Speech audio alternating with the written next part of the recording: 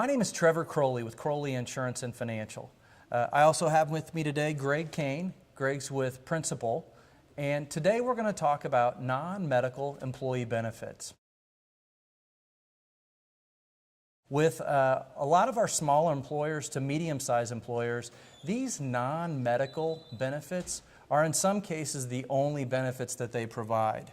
Some of these larger employers, employers of medium size and small that already have medical benefits also come to us and say, you know, what can we do to enhance what we're doing to provide a golden handcuff type of situation for those employees that may be working down the street or being lost to employers providing some of these non-medical benefits. So again, today, Greg's going to help me go through the A to Z, the nuts and bolts of what that means to an employer, and more importantly, how to implement those things. So Greg, let's get started. You know, what does a non-medical employee benefit plan typically look like?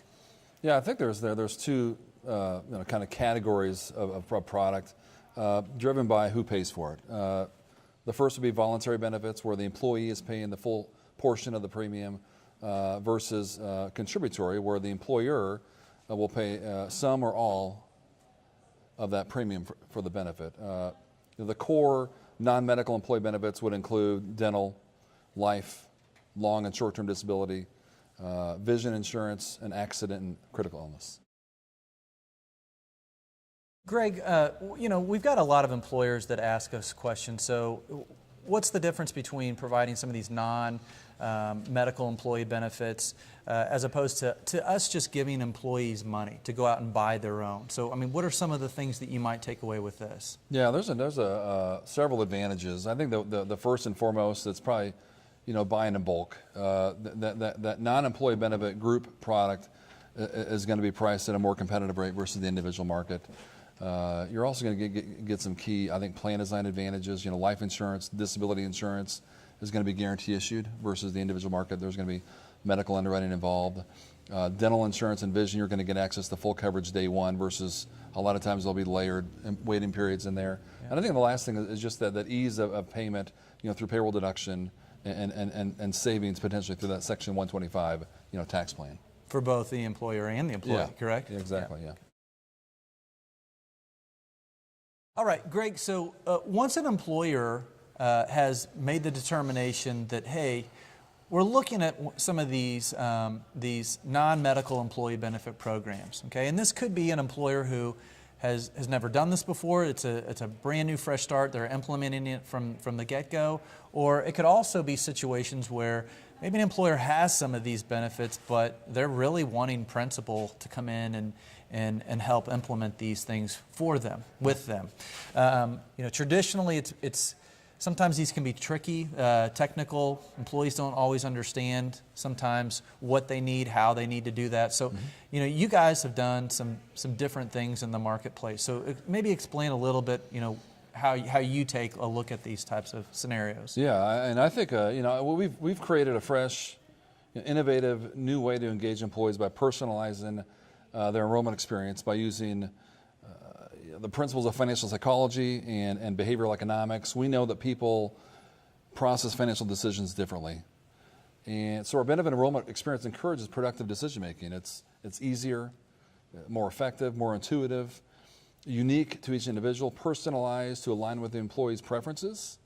And it helps that employee select the benefits that best meet their needs. In the past, when we've done enrollments with groups, new or old, you know, traditionally we've done the paper application route, and certainly there's nothing wrong with that. We still do that a lot today. However, you know, you guys have come up with some real innovative ways to kind of get around the old paper applications. It's maybe sometimes even a little bit easier to get out in front of employees who are in remote locations. Kind of maybe give us a little idea of what we're talking about with this. Yeah, great question, Trevor. I think today more than ever, I mean, employees, consumers are expecting, you know, a slick and easy Amazon-like experience. And we understand that, which is why making it easy for employees to enroll in their benefits online is key. We've seen an uptick of 10 to 15% increase in participation online versus our traditional paper enrollment methods.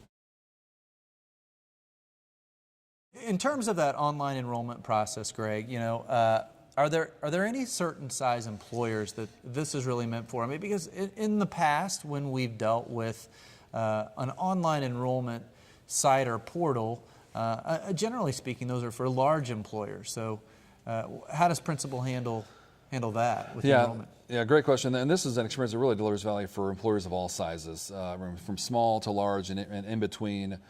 We see it as a great solution for that small business owner because the tool provides an easy process for enrollment and education and it really saves them valuable time.